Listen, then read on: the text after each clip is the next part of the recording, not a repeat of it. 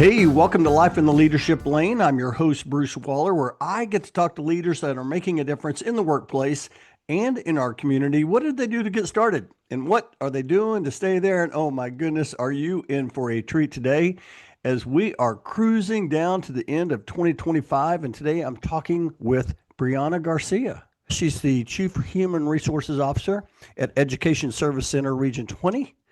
ESC 20. I think she's going to talk a little bit about that. I'm excited to hear more.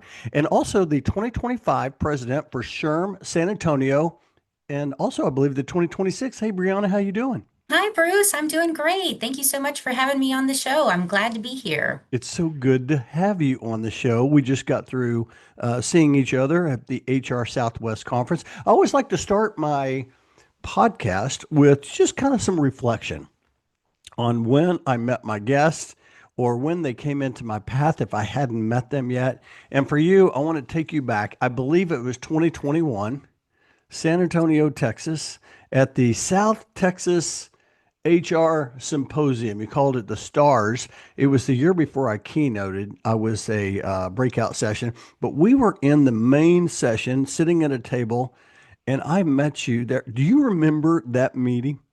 Yes, I do. I do remember, and you have the time and the place exactly right. That was our first encounter.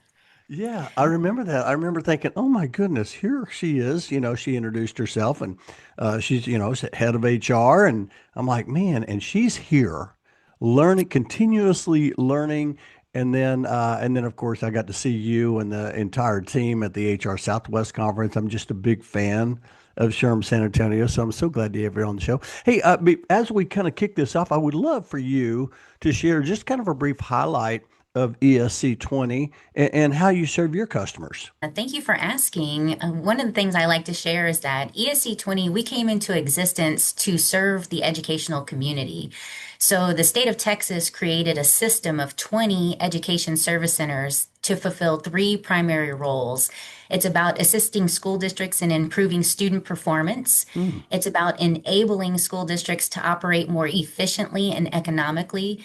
And it's about implementing initiatives that have been assigned by the legislature or the Commissioner of Education. And so for Region 20 in particular, our mission is to provide trusted solutions that lead to student success. And our vision is to be the definitive choice in serving the educational community. So service is literally in our middle name. I love that. I love all that. And I did not know that the state was divided up into regions, by the way. But Yes. what I loved even more is when you said our mission. Of course, you said our vision is, choice, and our mission is creating solutions.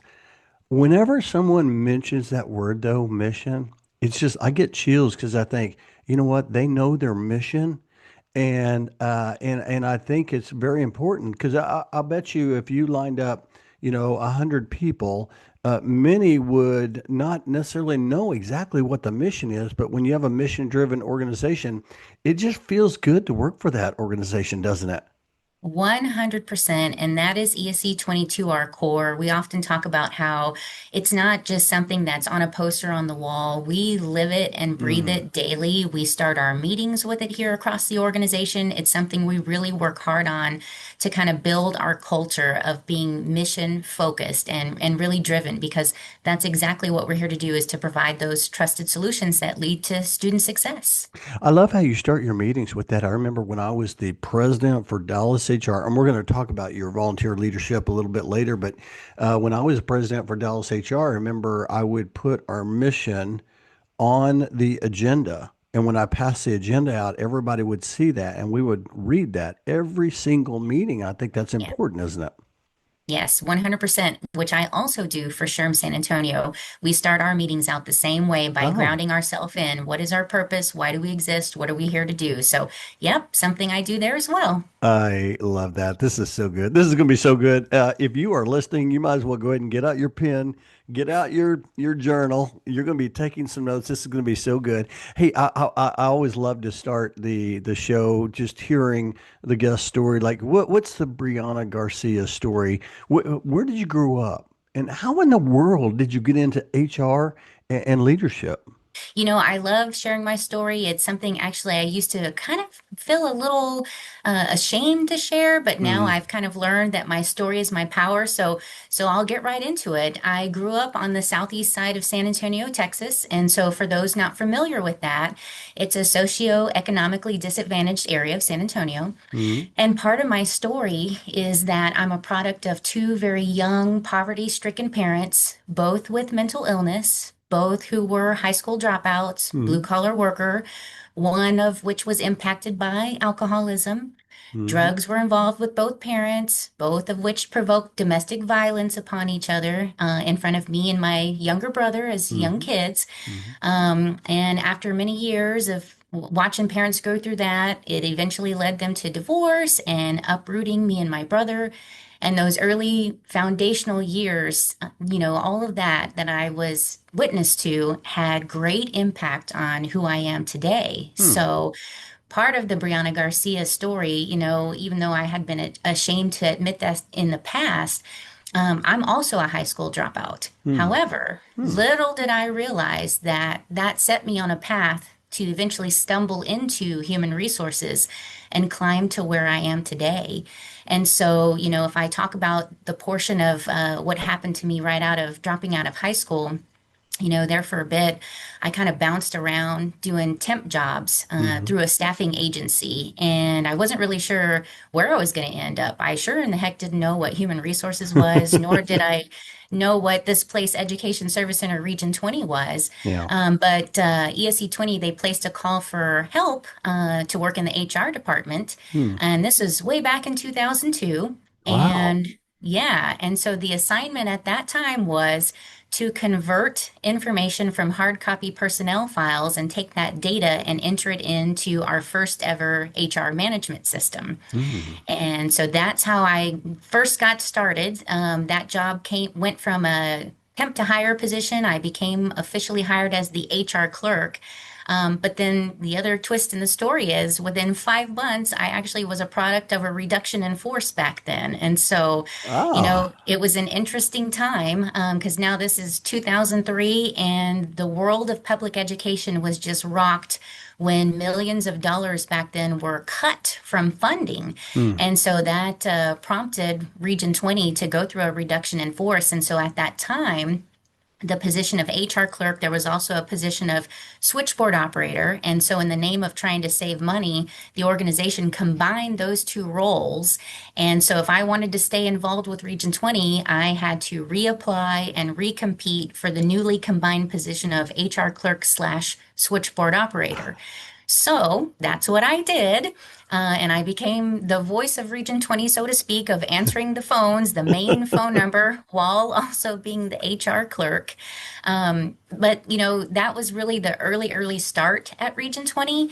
Yeah. And from there, part of the story that I tell is that's where I really started to experience my exponential growth years, is what I Mm. call it. Mm. And so what happened from there was basically being surrounded by educators at Region 20, those who had been teachers, principals, campus administrators, even superintendents, all of which have servant hearts because, you don't go into nonprofit public education to get rich. Mm. You go into it to serve others, right?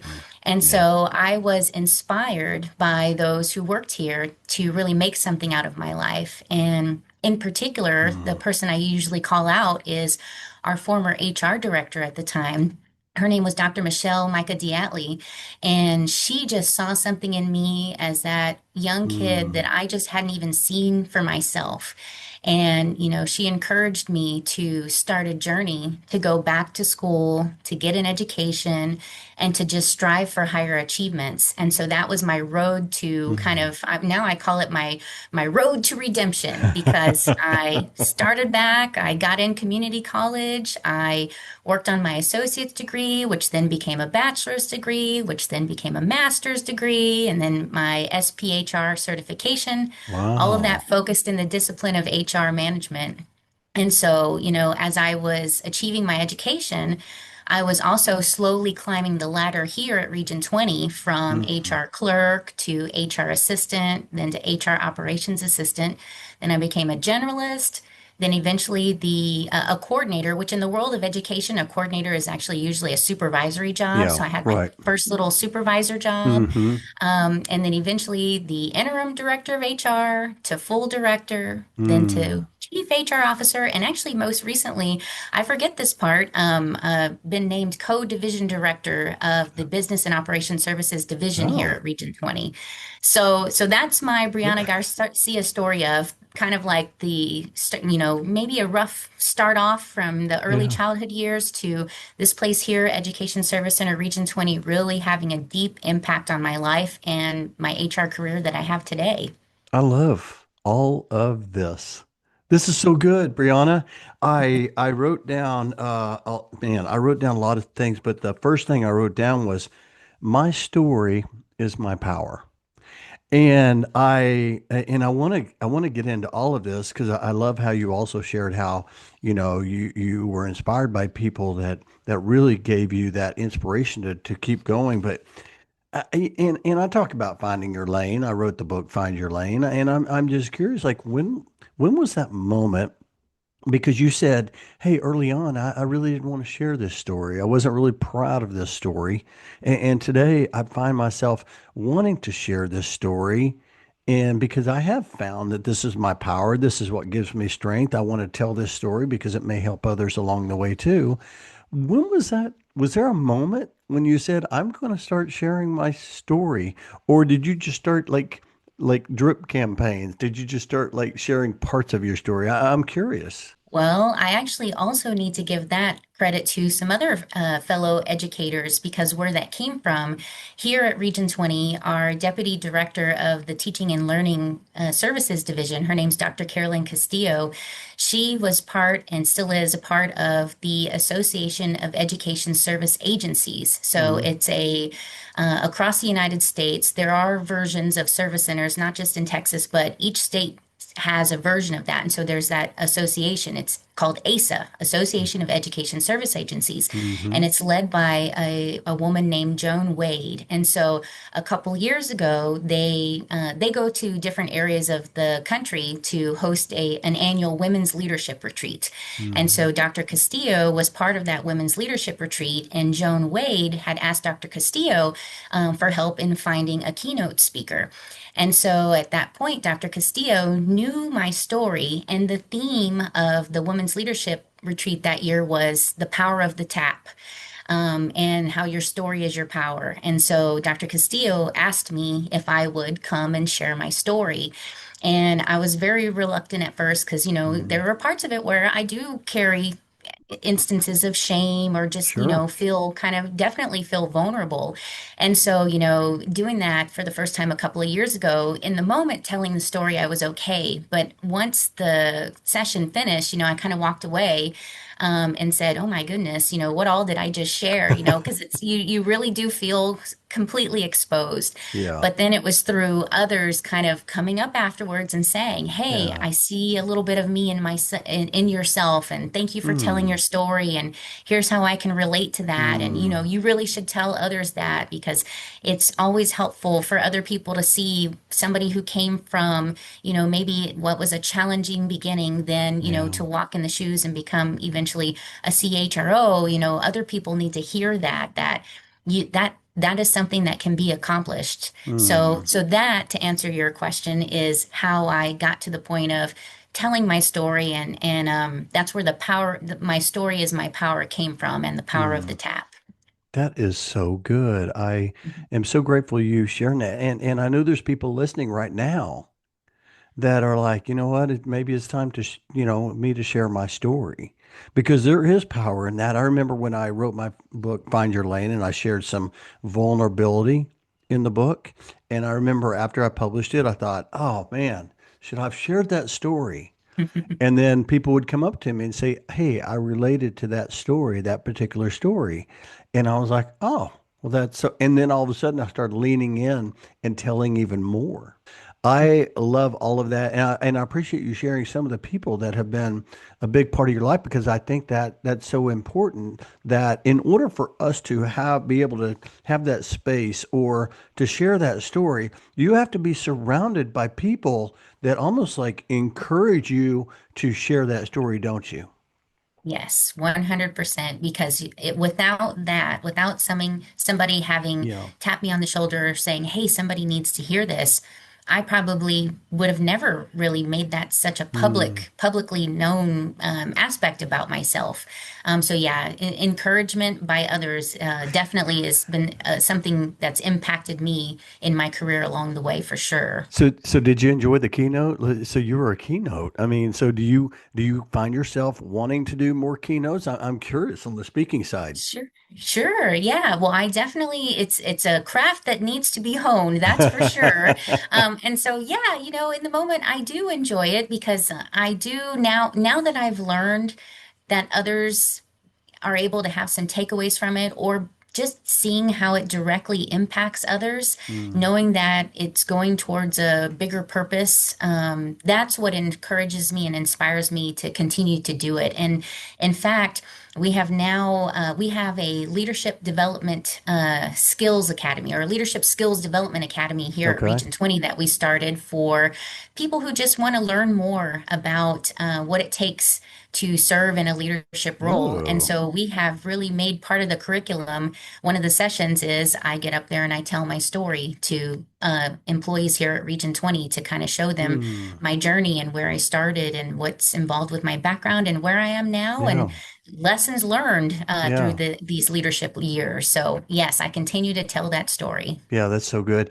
Have you been surprised or have there been people that have come up to you and thanked you for telling that story? I'm curious, like, in that, how'd that make you feel? Yeah, in fact, when I did that very first keynote at the women's retreat, I had several ladies that came up just kind of one on one. It was a Mm. 2 day retreat. And so across the 2 days, I would have just kind of like, it was almost like private moments with different women who came up and just said, "Hey, thanks for being brave to share." Because Yeah. that, was an hour and a half of me telling a story. I gave you Yeah. probably the 60-second version of that. And so there are a lot of things Yeah. also along with that story. And so, yeah, just hearing women come up and saying, I needed to hear that. Thank you for saying what you said. And then even hear employees, when now that I do that session, they'll come up and say, wow, I had no clue. I didn't know that you were a high school dropout. I didn't know Yeah. that you came from that kind of a family background. And to see you in the role that you're in now, it just gives me hope and Mm. inspiration that it is possible. It can happen for me too, is what others have shared with me. So Hey, that's what inspires me. as we talk through this, and we have certainly, I gave you some questions that I want to certainly get into, but I want to ask you for those who might be listening and they work in the workplace and they're wanting to share their story, but they just haven't been able to find that path or that opening, or I don't know. Do you have any like tips for someone listening that they want to share their story, how they might go about doing that in the workplace, or what are, I don't know, maybe give a couple of thoughts around that. Yeah, I think how it even happened to me was just kind of organically because I had been getting into my chief HR role. That's when I got into executive cabinet here at Region 20, which is sitting side by side with Deputy Director Dr. Castillo and our executive Yeah. director and, some of our other leaders here at the organization. And so it was just about developing a relationship with them to where I felt safe enough to start to share a little bit Mm. more about myself. Because what I've learned, one of the cornerstones of leadership is developing relationships with others, right? And Mm-hmm. so, in terms of how would someone else get to the point of sharing their story, for me, organically, it happened by me just kind of talking about some things that I was going through and Mm-hmm. maybe some aha moments for me where maybe some of my insecurities as a Mm-hmm. leader came from, just kind of attributing it to things that I had experienced in the past. And so, Yeah. kind of about sharing some of those things with the fellow leaders, that's where then it started to, Mm. people started to hear that. And so then it just kind of, there was a ripple effect from there. And so, the entry point for me was it started with one conversation, Mm, one-on-one with a trusted colleague here at the organization. And then from that one vulnerable moment where I was still made to feel that it was okay for me to be vulnerable like that, then it was the ripple effect of, well, okay, well, maybe I should mm, share this with some of the members in my own HR team to kind of help them mm, understand where I come from. And I also use it as a relational piece, because I pride myself on being seen as authentic. I want to show up authentic. I want to show mm, up leading with humility and vulnerability. And so, how do you get to sharing your story? I think it starts with one conversation at a time. And then from mm, there, you can eventually gain some traction and momentum to where perhaps then that ask comes one mm, day of, hey, might you share your story with a group of people? Might you come be a keynote speaker? mm. That's what my path was for that. So one conversation at a time. I love that. One conversation at a time, one coffee at a time. When were sharing that, I was thinking about, I just got through watching the Netflix special with John Candy called I Like Me. Oh. And they were talking about, this guy's a megastar. Like like everybody loved John Candy, just loved him. But they were talking about like he had some insecurities too. Mm. And Yeah. you got to tell people about them because when you hold that stuff up inside, it makes it more weight on yourself. Yes. And for you to be able to share that with people, but like I like what you said though. It's I use the saying little things lead to big things. It's like starting little, just sharing little pieces.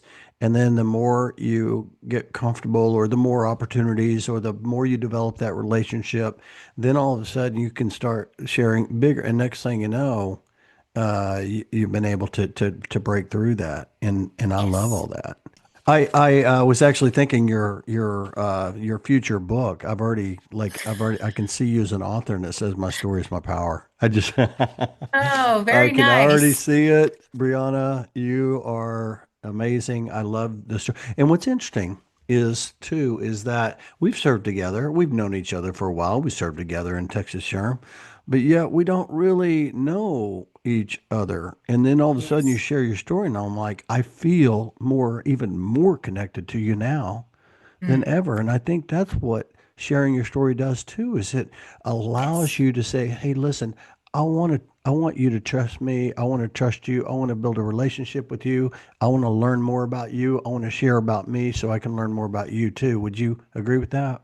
Oh, 100%. That's how you relate to one another. That's how you build trust. And when you Yeah. have trust and you have those deep relationships, then that's where, communication is free flowing and you really, really get to know someone. And Yeah. then you can work hard together because Yeah. you've fostered that relationship. And so Yeah. yes, 100% believe that. I use this term all the time. My friend Suzanne Myers shared that they use, their team always says it's easy and it's hard.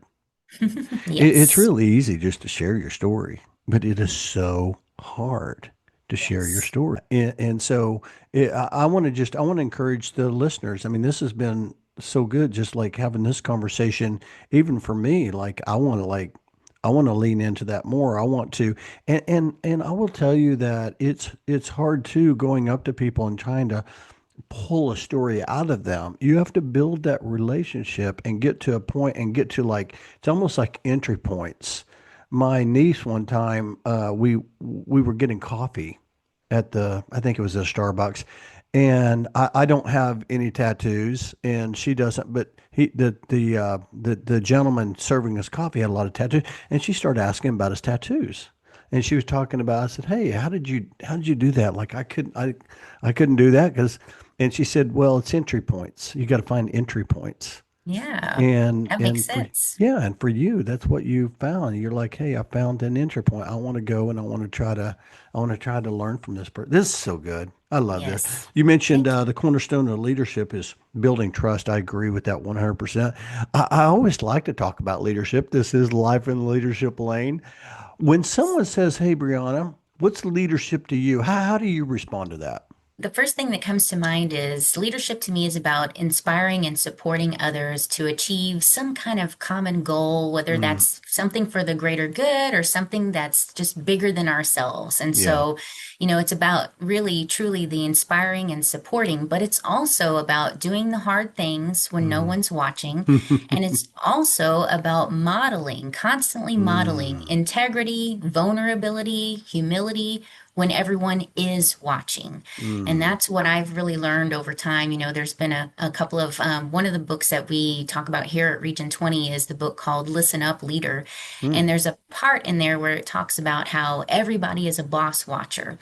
And so, while I prefer the term leader to boss, but I keep that in mind about, okay, well, what am I modeling today? That's why I believe so much in showing up with authenticity and the leading with vulnerability and humility, which that's a mix of following Patrick Lencioni's mm, thought philosophies, right, about leading with humility. And so, mm. back to what is leadership to me, it's that mix of how do I inspire and show support to others that we can work hard together to achieve some kind of purpose that's bigger than just ourselves. Yeah, that is so good. I love the term love. I mean, I hadn't really heard this term, boss watcher.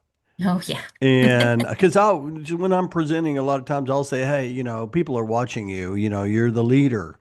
And I Yeah. share this story about when I graduated from college and I moved to Dallas and I became a department manager. We were all sitting in this training room, Brianna. And during this training facility, we were talking about values. And you ever taken that test where, not that test, but the trainer gives you a sheet of paper and there's 50 values on the paper and you circle, your top Yes. 10 and then Yes. identify your top five and you put one through five, one being the most important value. Yes. And we're going through this training process and the trainer says, okay, who has number one on the word integrity? Who has number, like that's the most important value?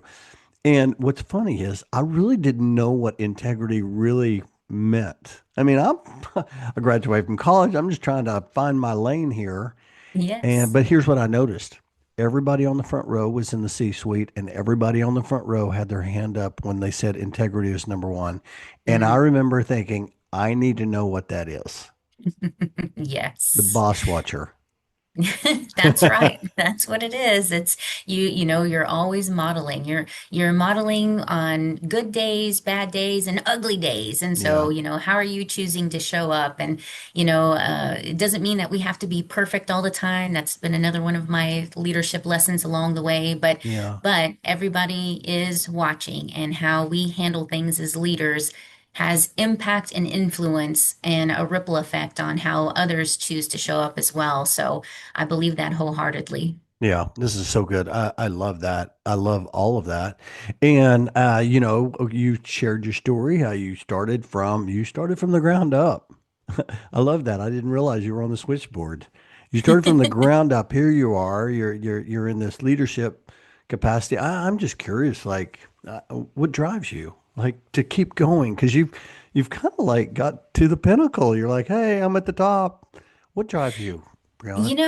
I get up every morning and put one foot in front of the other because I know that I'm part of contributing to the Hmm. important work that we do, whether it's the work here at Region 20 in the field of public education or in advancing the HR profession in general. And, that's a part of my job that I do really take seriously because I see it as being a caretaker Mm, of of the organizations that I serve. It's a mm, caretaker of here at Region 20, a caretaker of the people.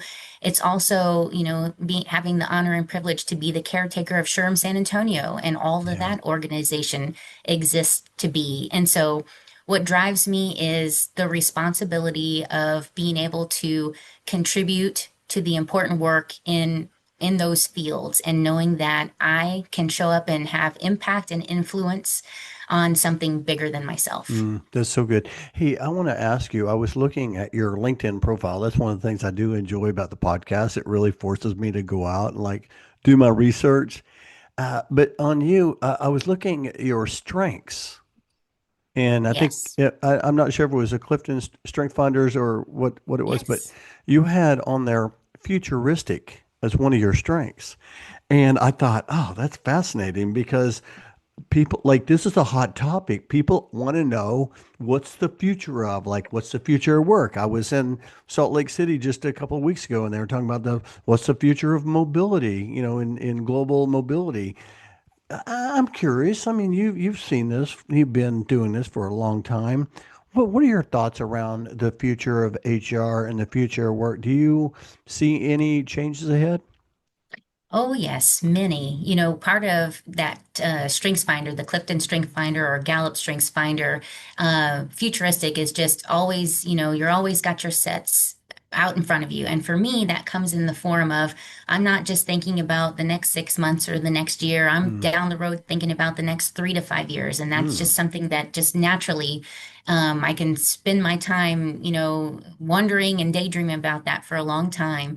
But to me, what's got my attention is, of course, the similar things that are everybody's talking about is what impacted me most was going to SHRM National this past summer in San yep. Diego Yeah. and hearing about the concept that we're the last generation who will supervise only humans and that our staffing models going forward will be a combination of humans plus agentic AI. Mm, And so, that continues to captivate my thoughts in terms of, okay, we've got a road ahead of us and mm, we've got to figure out what are we doing in the world of HR to help our organizations navigate that tricky landscape. yeah. And, that means a lot of different things to a lot of different organizations depending on where they are in this current point in time. So that's got my attention. And then, really, the second thing that has my attention about the future is helping our people build capacity for communication and conflict management. Mm, And so I know that those are things that have probably been talked about over time,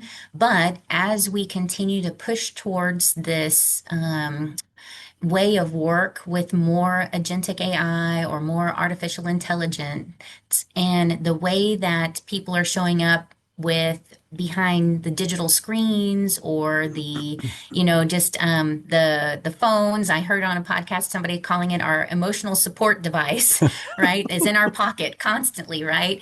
And I've even seen memes lately or little video reels of two human beings standing in front of each other that one of them starts the conversation on chat gpt because they want to ask a question but they're not quite sure, so they key it in, how should I ask this? So then they read off what their phone says. Well, the person on the other my side goodness. isn't sure, right? And so then they also type into their chat gpt, how do I respond to this?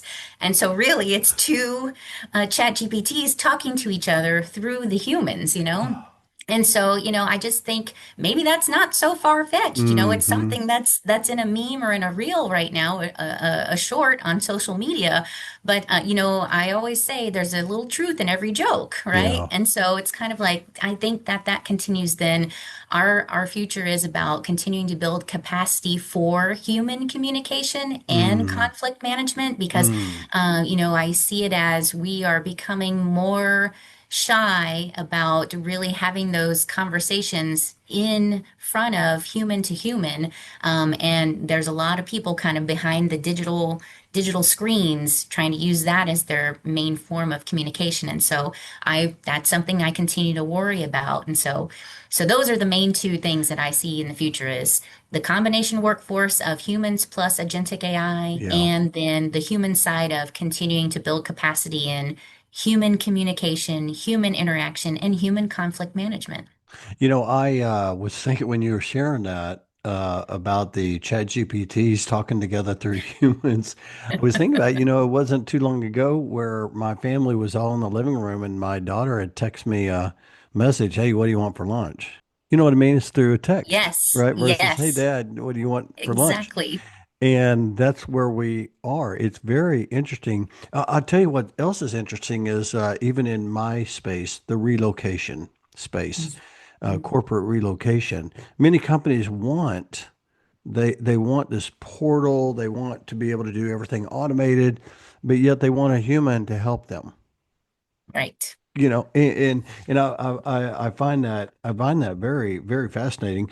I'm curious. You mentioned, and this is what this caught my attention, building the capacity for communication and conflict resolution. Is that part of that? You mentioned earlier that y'all have your organization now has developed this leadership skills academy. Is that part of that? 100%. Yeah. Yeah. And actually, we have that kind of integrated into three different areas across Region 20. One is the Leadership Skills Development Academy is kind of like a precursor. That's for those who do not yet have a formal title of a supervisory or Okay. leadership position, but Yeah. who can lead from where they're at, right? And so we build it into the curriculum there, but we also have the Leadership Development Academy for those who have been newly promoted to a supervisory position or they're new to our organization. They may Hmm. have been a supervisor somewhere else, but they're Yeah. new to Region 20. So we run them through the Leadership Development Academy, which also has Mm. portions built into the curriculum about communication and conflict management. And then the third place, recently we have a series of quarterly supervisor meetings that we do every year, and we have all call supervisor. It's a half day, it's a morning session. And so recently, the past couple of sessions, we focused on communication and conflict management, Mm. where we brought in somebody from the outside just to do another little spin on learning about what type of how do I manage conflict? Because there's Mm. different types and different ways. Are you Yeah. conflict avoidant? Do you run to the conflict? Mm. Things of that nature. So we also built it in there because we believe that that's so important. Because again, it goes back to everything we do, when it's involving with people, it boils down to relationships and communication. And so, Mm. how do we at Region 20 continue to give our leaders tools and resources to build their capacity in communication and conflict resolution? Because those are the keys to being able to move the work forward. Yeah. Hey, let me ask you this before we kind of move on here. I'm curious. Like, do you find yourself like, I don't know, going in and trying to learn as much as you can about AI? Like, how do you like, I don't know, for the listeners, if they say, hey, you know what, I need to do a better job of trying to like, plan, look at it 3 to 5 years out, or look at the future of work, or trying to see any tips that you have that might help the audience on something that they might do as a leader in their organization to maybe kind of get in front. Yeah, well, couple of things. One, at Region 20, just this past Friday, we had an employee development day where we shut the whole organization down for a day of learning across all of our employees. And Mm. one of our breakout sessions, the whole first hour was focused on teaching our staff about AI. And so the focus was on, in that case, Google Gemini and how to use Google Gemini. Because as an education organization, we're really big on Google for education.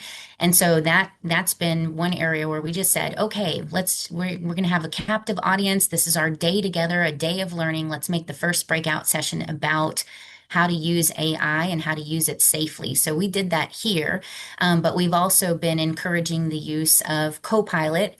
We have LinkedIn Learning for staff, and so we've encouraged them to use that. Mm. But aside from here at Region 20, I'll tell you, even in my own personal life, I was just having this conversation with my husband this weekend, and I said, we have got to make sure that we become the people who know how to use AI Mm. successfully because, we've been hearing the term, whether it's through SHRM, National SHRM, or just other places about when it comes to is AI going to replace our jobs? And so the narrative focuses around, well, it may replace some jobs, but the ones that it won't replace are the people who become good and adept at using AI. Mm. So I just was telling my husband, I said, gosh, we need to look to see what kind of resources we have outside of work so Yeah. we can start to build our AI knowledge, whether that's through Yeah. some of the master class or other LinkedIn sessions, or just what are Mm. we finding? There's plenty of things out there for people to take advantage of. Free YouTubes, there's Mm. lots of free resources.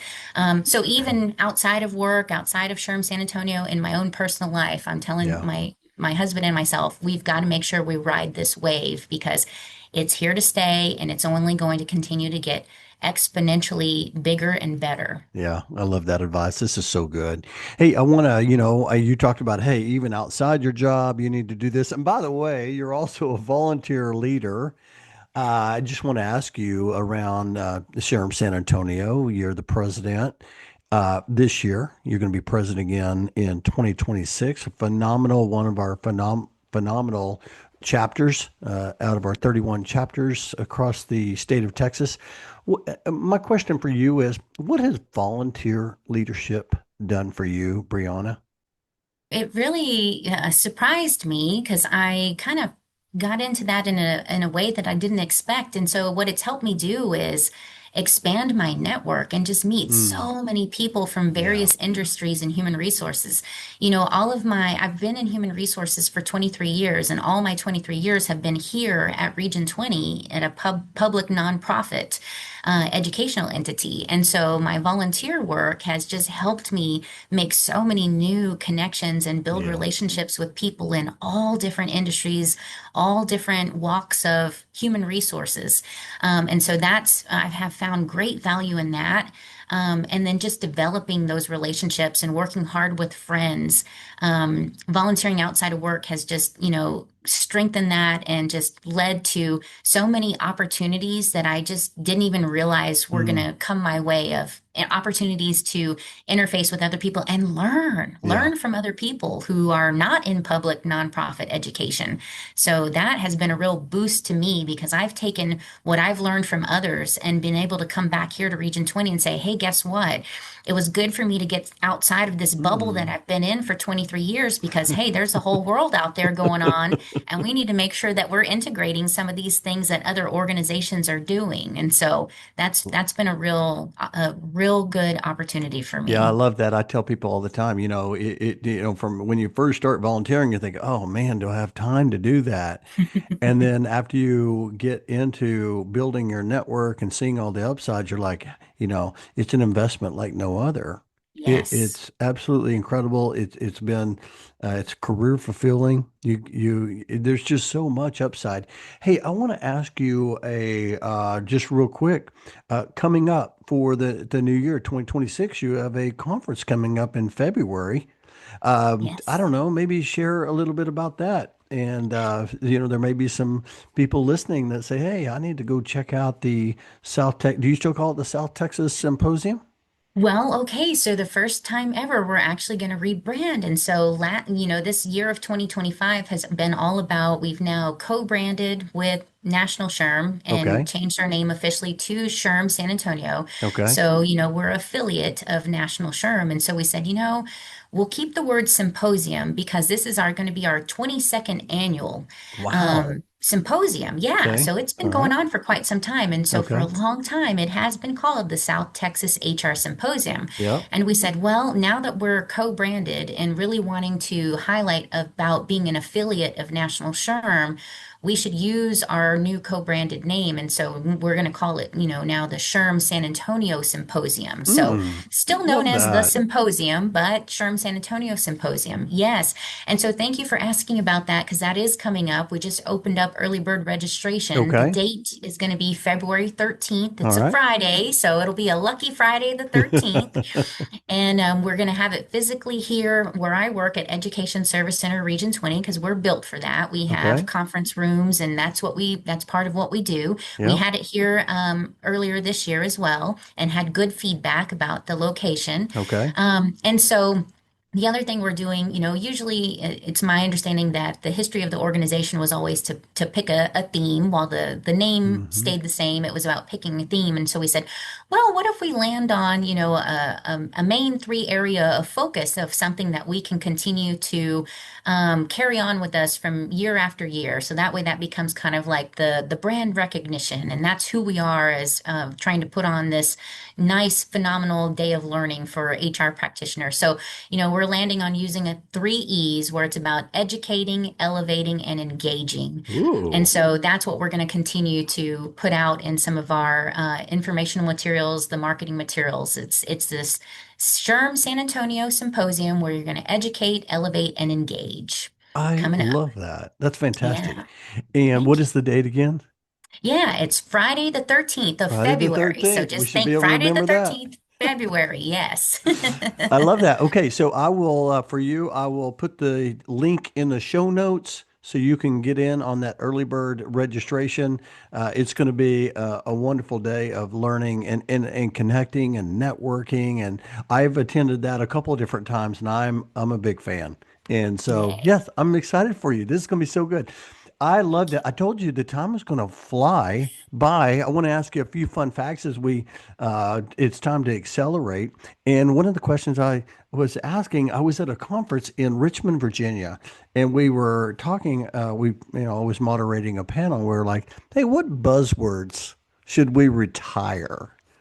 And I was just curious. Do you have like an HR buzzword you think we need to retire in 2026? Well, and this is the one that I have might come as a surprise, but it's actually the term psychological safety.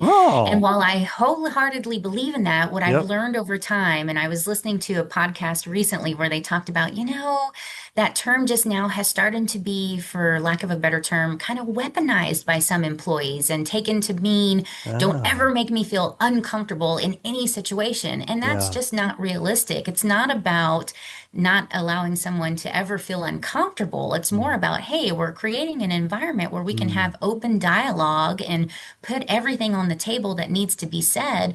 But mm, that doesn't mean there's aspects of that that won't feel uncomfortable, especially for mm, navigating conversations that there's a degree of conflict. mm. So in my mind, I thought, that's good. I might Yeah. stop saying psychological safety in coming up and focus more on about it's just I want to make sure that we have an environment that fosters open communication. So good. I love that. Hey, I'm curious if you have. I love how you have your leadership academy, skills academy. If you could give someone one skill, you could like poof. I'm just going to give you this skill. What would that be? Yep, and it is definitely tied back to something we talked about because it would be the skill of navigating conflict and difficult Yeah. situations and conversations with Yeah. humanity. Yeah. With humanity. I Yes. love that. This is so good.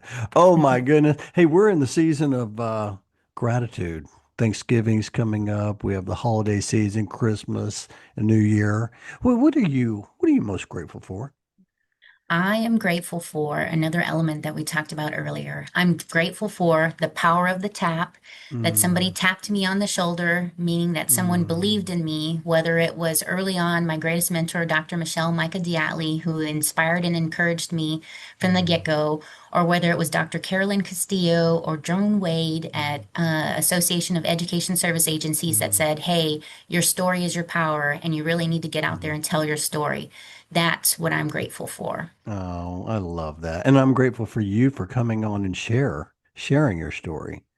Thank And you. this is going to help. So I'm telling you, it's going to help so many different people listening.